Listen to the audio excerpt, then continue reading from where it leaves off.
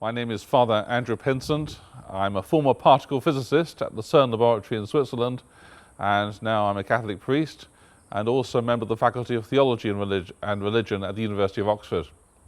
And I'm very interested in narrative, first of all because it's one of those slightly neglected areas in philosophy. I've noticed that young children who are natural philosophers also love stories. So young children are always asking the question why, and that is a philosophical question. They want to know the cause of the beings of things.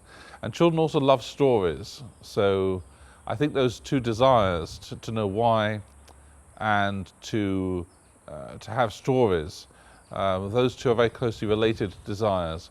So I think philosophers who want to understand deep causes of things need to study stories, and particularly the great stories of Scripture, if we're to make progress in theology. So I think that's one reason why the study of narrative is very important. I think secondly, because narrative is very closely connected with understanding. We can write down propositions or formulae, but a story conveys understanding.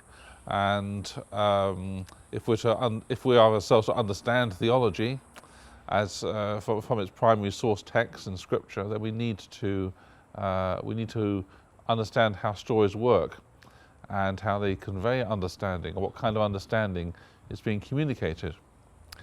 And I think thirdly, because narratives really give us knowledge of persons in a way that no other genre manages to do.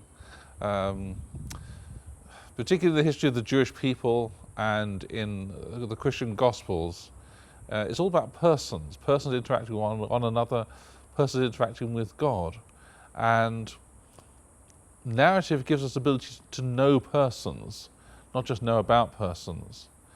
And philosophers who want to make progress in theology really have to engage with this genre very seriously. So I think this project is very important, and I'm looking forward to its fruits.